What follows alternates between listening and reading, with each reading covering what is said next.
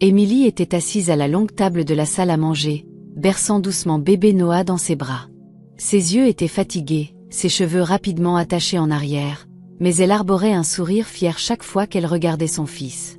Ce soir-là devait être un dîner de famille, mais cela ressemblait davantage à un procès.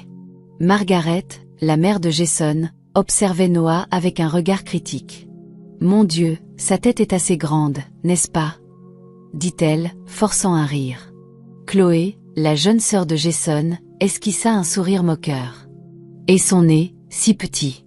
Il ne ressemble vraiment à personne de notre côté de la famille. » Émilie laissa échapper un petit rire nerveux, espérant balayer les commentaires. « Les bébés changent tous les jours. Il grandira dans ses traits. » Mais les remarques ne s'arrêtèrent pas. Margaret se pencha plus près. « Es-tu sûr qu'il ressemble à Jason, ne serait-ce qu'un peu ?»« Je ne vois pas la ressemblance, » ajouta Chloé d'un ton cinglant. « Peut-être qu'il ressemble à quelqu'un d'autre. » Ces mots frappèrent comme une gifle. Le cœur d'Émilie battait à tout rompre, mais elle se força à rester calme. Elle jeta un coup d'œil à Jason, assis raide en face d'elle à la table. Il ne disait rien. Il ne la regardait même pas. Son silence était plus assourdissant que n'importe quelle insulte. Émilie déglutit difficilement, la gorge serrée. « Ça suffit, » dit-elle doucement, essayant de garder une voix stable. « C'est juste un bébé. » Margaret croisa les bras. « Eh bien, si tout va bien, pourquoi es-tu si sur la défensive ? Nous sommes juste curieux. » Les mains d'Émilie tremblaient légèrement lorsqu'elle plongea la main dans son sac. Elle avait espéré que ce jour n'arriverait jamais, mais elle en avait assez de les laisser la déchirer. Elle sortit une enveloppe scellée et la posa au centre de la table. « Puisque vous aimez tous les preuves plus que le respect, » dit Émilie, la voix claire et froide, « peut-être que ceci vous fera enfin taire. » La pièce devint silencieuse. Les fourchettes s'immobilisèrent. Les yeux de Jason s'écarquillèrent. Margaret et Chloé échangèrent des regards stupéfaits. Personne ne parla. Seuls les doux gazouillis de bébé Noah brisèrent le silence alors qu'Émilie le serrait plus fort. Son visage était calme, mais son cœur se brisait à l'intérieur. Issue d'une éducation modeste, élevée par une mère célibataire qui travaillait à 2 emplois, Émilie avait appris tôt à se battre pour tout ce qu'elle avait. L'argent était toujours compté, mais sa mère s'était assurée qu'Émilie ne manque jamais de nourriture et ne cesse jamais de rêver. Émilie avait grandi en considérant le travail acharné comme normal, même quand cela signifiait rentrer dans une maison vide le soir parce que sa mère était encore au travail. Quand Émilie rencontra Jason à l'université, il lui sembla être un rêve. Il était charmant, ambitieux et confiant d'une manière qu'elle n'avait jamais vue auparavant. Il venait d'une famille aisée, du genre qui ne s'inquiétait jamais des factures ou des vêtements d'occasion. Ses amis l'avaient mis en garde. « Sa famille n'est pas comme nous, » disait-il. « Ils ne te comprendront pas. » Mais Émilie était amoureuse.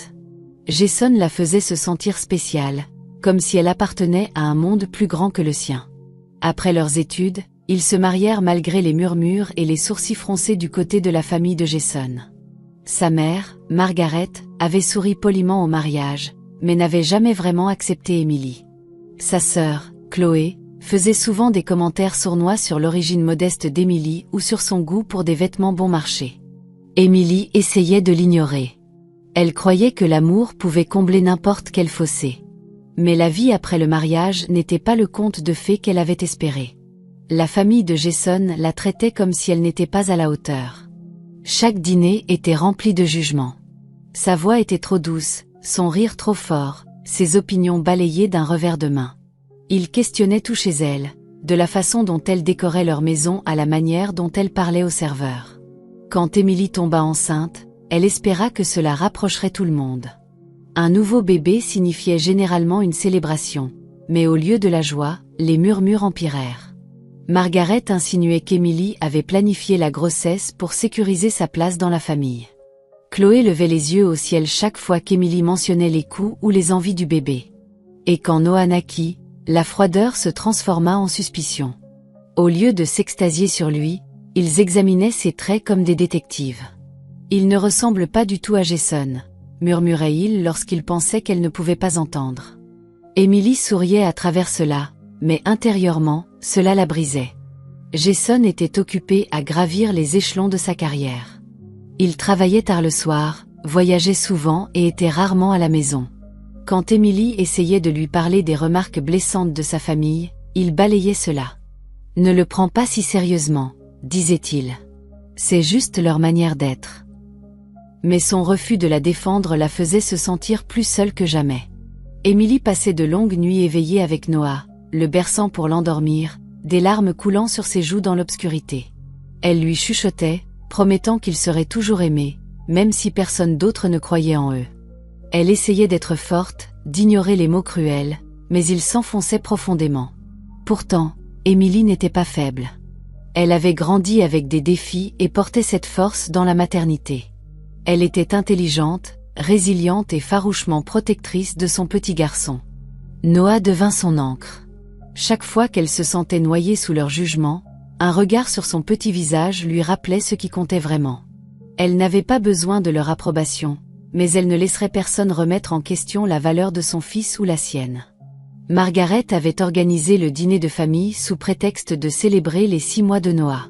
Emily avait espéré que ce serait une occasion joyeuse, une chance pour la famille de Jason de montrer un peu de chaleur envers elle et le bébé. Mais dès leur arrivée, Emily sentit l'air chargé de tension. Au début, les commentaires étaient petits, presque anodins. Margaret sourit doucement et dit « Oh, la tête de Noah est assez ronde, n'est-ce pas? Très remarquable. » Chloé gloussa derrière sa main. Emily força un rire poli, essayant de ne pas laisser les mots la blesser, mais les remarques devinrent rapidement plus tranchantes. Margaret se pencha plus près, sa voix basse mais cinglante. « Son nez est si petit. Ne penses-tu pas qu'il devrait avoir un peu plus des traits de Jason ?» Chloé intervint, son ton moqueur. « Oui, et tu passais beaucoup de temps avec cette collègue l'année dernière. »« Je dis ça comme ça. Peut-être qu'il a eu une influence. » Emily sentit son estomac se nouer. Ce n'était plus seulement des taquineries. Il ne se contentait pas de plaisanter. Il mettait en doute sa loyauté, insinuant que Noah pourrait ne pas être l'enfant de Jason. Elle regarda Jason, espérant un signe de soutien, mais il restait silencieux, les yeux fixés sur son assiette. Ce silence faisait plus mal que leurs mots. Le cœur d'Emily battait à tout rompre, mais elle se força à rester calme. L'humiliation pesait sur sa poitrine, mais elle refusait de la laisser paraître. Elle se souvenait du test ADN qu'elle avait fait discrètement des mois auparavant, dès que les murmures et les soupçons avaient commencé.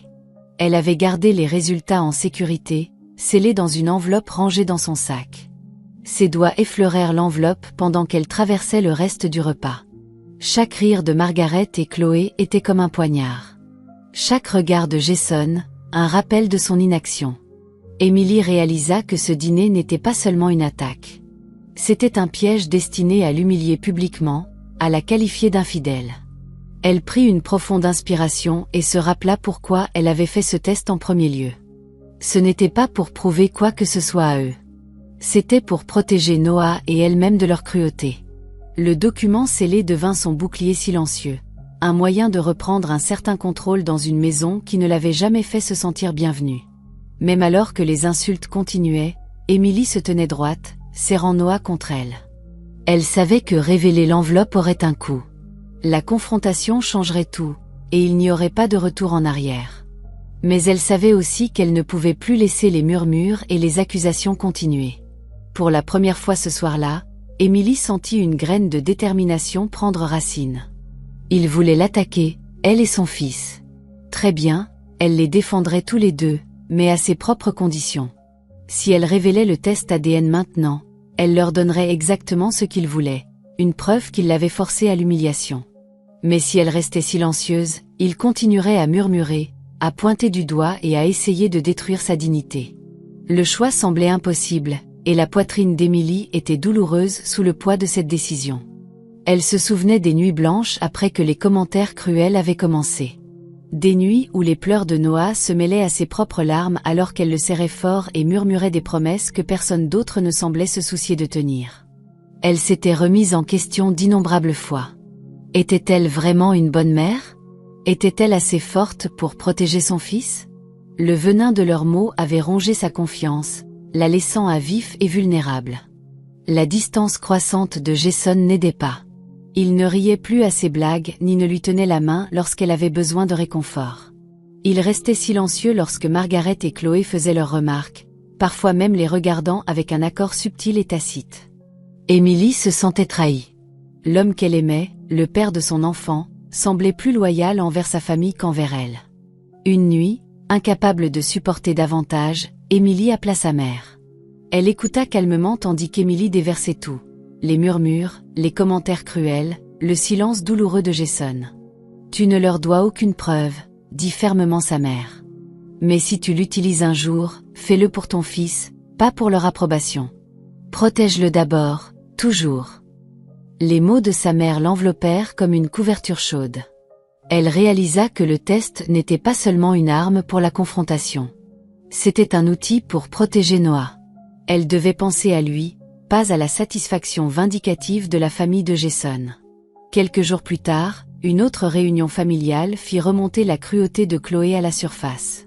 Chloé accusa ouvertement Émilie d'avoir trompé pendant sa grossesse. Sa voix était assez forte pour que les autres invités jettent des regards. « Je veux dire, nous avons tous vu à quel point tu étais amicale avec certains de tes collègues masculins, » dit-elle, un sourire narquois aux lèvres. Le cœur d'Émilie se serra, mais elle garda son sang-froid.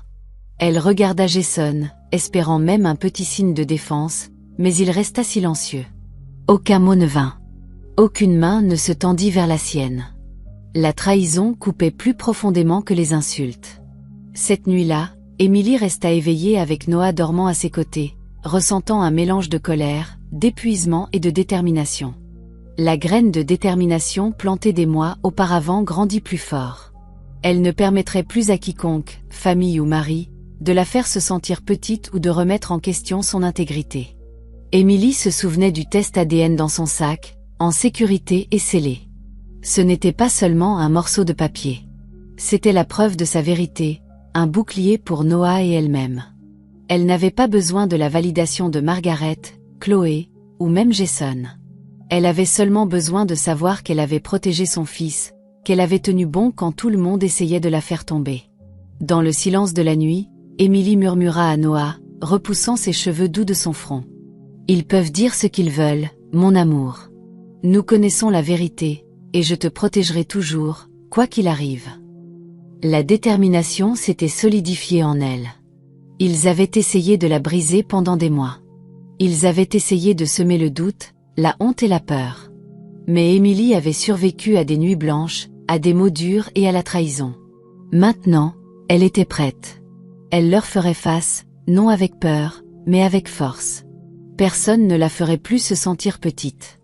Personne ne remettrait en question son amour pour son fils.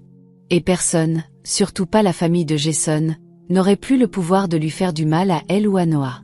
La détermination silencieuse dans le cœur d'Émilie était une promesse. Elle ne se briserait pas. Elle se battrait pour sa dignité, sa vérité, et surtout pour Noah. Et quand le moment viendrait, elle leur ferait voir à tous que leur cruauté n'avait aucun pouvoir sur elle. La moquerie atteignit son apogée. Margaret se pencha en avant, sa voix tranchante et cruelle. « Jason, peut-être devrais-tu exiger un test de paternité avant d'élever l'enfant d'un autre homme, » dit-elle, ses yeux brillants de satisfaction. Chloé gloussa, hochant la tête en signe d'accord. L'air était lourd, chargé de jugement, et la poitrine d'Émilie se serra de colère et de honte. Jason remua inconfortablement sur son siège. Enfin, après ce qui sembla une éternité, il regarda Émilie et dit « Si tu n'as rien à cacher, pourquoi ne pas simplement faire le test ?» Ses mots étaient calmes, mais le ton portait une pointe d'accusation. Des exclamations parcoururent la table.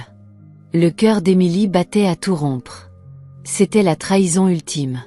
L'homme en qui elle avait confiance, le père de son enfant, lui demandait de prouver sa fidélité devant sa famille cruelle. La main d'Émilie trembla légèrement alors qu'elle plongeait dans son sac. Lentement, délibérément, elle sortit l'enveloppe scellée et la fit glisser sur la table vers Jason. Tout le monde se pencha en avant, les yeux écarquillés, attendant la révélation. À l'intérieur de l'enveloppe se trouvaient les résultats du test ADN, soigneusement imprimés. Noah était le fils de Jason à 100%. Émilie ressentit un élan de soulagement et un triomphe silencieux. Mais elle n'avait pas fini. Elle s'était préparée pour ce moment avec soin. Avec le test, elle avait inclus d'autres documents, des preuves qu'elle avait accumulées discrètement, régulièrement pendant des mois. L'enveloppe contenait également un accord de séparation qu'elle avait rédigé avec son avocat, prêt au cas où elle aurait besoin de se protéger, elle et Noah, légalement. Il y avait des documents montrant la mauvaise gestion financière de Jason, des preuves d'erreur et de négligence qui pourraient nuire à sa carrière si elles étaient mal gérées. Emily avait tout planifié dans les moindres détails, s'assurant qu'elle avait le contrôle dans une situation où elle s'était toujours sentie impuissante. Emily regarda les visages stupéfaits autour de la table. Margaret et Chloé, qui avaient passé des mois à se moquer d'elle, fixaient maintenant, la bouche légèrement ouverte. L'expression de Jason passa de la stupeur à la panique, son calme précédent envolé. « Vous vouliez une preuve, » dit Emily, sa voix ferme et claire. « Voici la vérité. Noah est ton fils à 100%. Mais puisque cette famille ne sait pas comment protéger les siens, je protégerai mon fils et moi-même, avec ou sans vous. » Le silence tomba. La pièce semblait figée. Le poids des mots d'Emily et de l'enveloppe qu'elle avait glissée sur la table changea l'équilibre du pouvoir dans la pièce. Pour la première fois, elle n'était pas sur la défensive. Pour la première fois, elle avait le contrôle. Les yeux de Margaret brillèrent de colère. Chloé semblait incertaine, et la mâchoire de Jason se crispa. Il ouvrit la bouche pour parler, mais Emily ne lui laissa pas le temps. Elle souleva doucement Noah dans ses bras, le serrant contre elle comme si elle puisait sa force en lui. « Vous avez passé des mois à essayer de me briser, » dit-elle doucement, presque à Noah, « à me faire douter de moi-même. Mais vous ne nous ferez plus de mal. » La tension était si épaisse qu'on aurait pu la couper au couteau. La confiance calme d'Emily contrastait vivement avec le chaos qu'elle venait de révéler. Elle n'avait pas besoin d'approbation ni d'excuses. Elle avait seulement besoin de protéger son fils, et maintenant elle avait le pouvoir de le faire. Jason déglutit difficilement, regardant autour de lui sa famille, puis Emily, réalisant trop tard que son silence et son inaction avaient des conséquences. Emily n'était plus la femme qui resterait silencieuse pendant qu'on l'insultait. Elle avait pris le contrôle, et rien de ce qu'il dirait ou ferait ne pourrait lui enlever cela. La pièce restait silencieuse. Emily serra Noah plus fort et se leva, ses mouvements posés, délibérés. Elle ne criait pas. Elle n'argumentait pas davantage. Le pouvoir avait complètement changé de camp.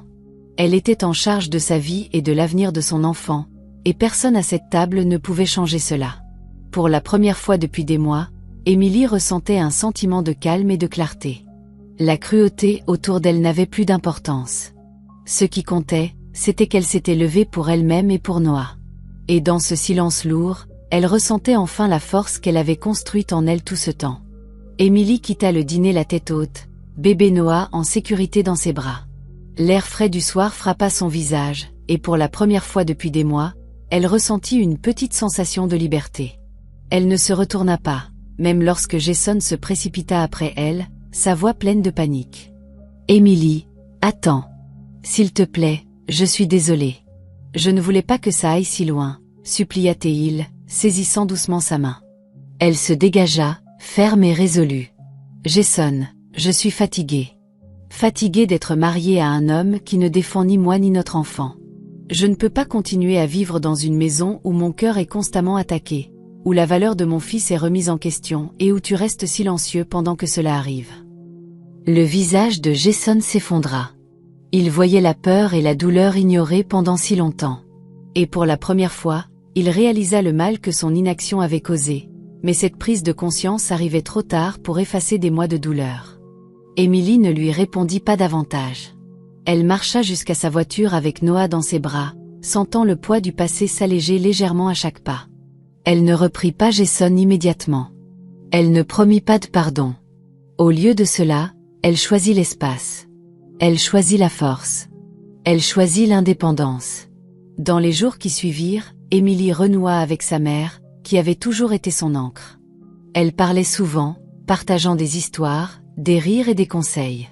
Le soutien de sa mère rappelait à Emily la force qu'elle portait depuis l'enfance, et elle commençait à sentir sa confiance revenir.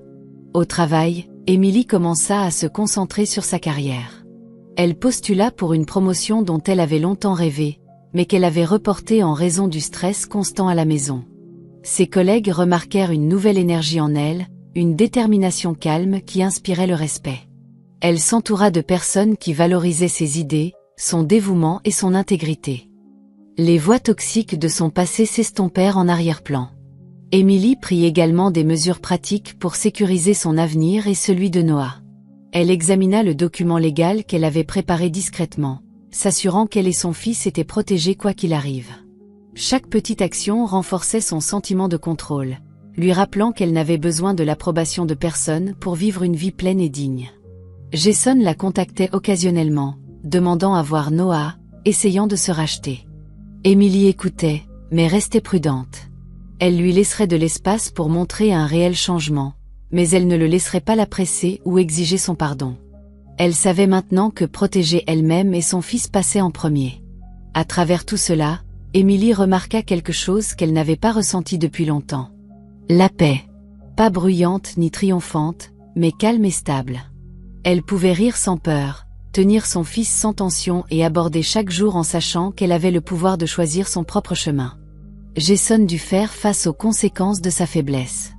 Il comprit que son silence lui avait coûté plus qu'il ne l'avait imaginé. La famille qu'il avait essayé de satisfaire avec jugement et contrôle voyait maintenant Émilie comme intouchable. Une femme qui avait refusé d'être brisée. Pour Émilie, le voyage n'était pas une question de vengeance.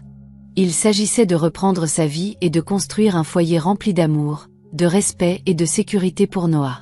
Chaque jour, elle se sentait plus forte, plus sûre et plus capable. Son monde n'était plus défini par la cruauté des autres, mais par ses choix, son courage et le lien indéfectible qu'elle partageait avec son fils. En mettant Noah au lit ce soir-là, Émilie murmura doucement « Tout ira bien, mon amour. Nous allons être forts, heureux et libres. » Et pour la première fois depuis longtemps, elle y croyait totalement.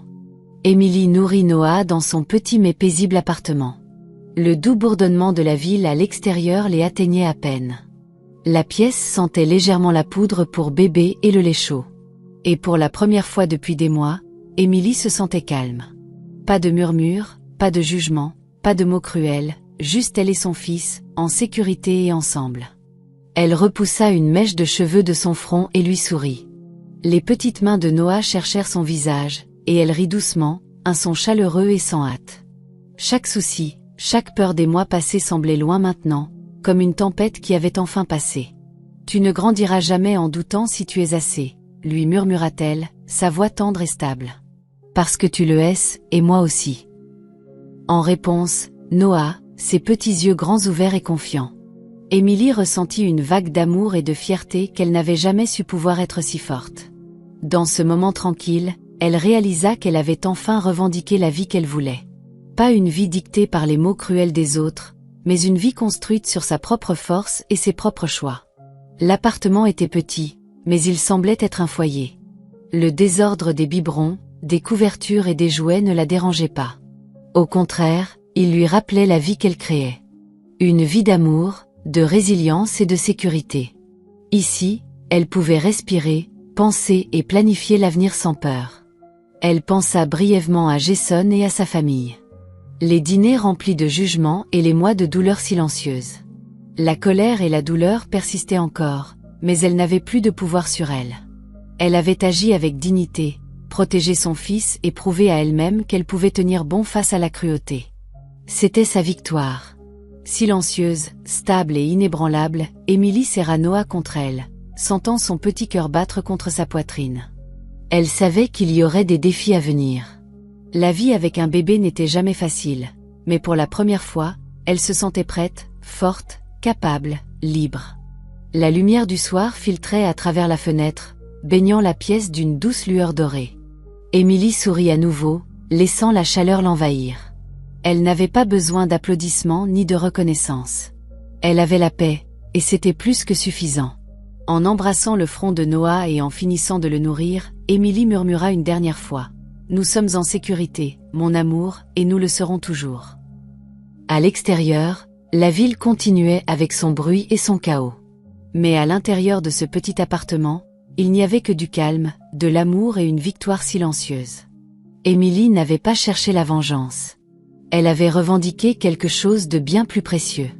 La dignité, l'indépendance et la certitude qu'elle et son fils étaient assez. Et dans ce moment paisible et ordinaire, elle savait qu'ils avaient enfin trouvé un foyer.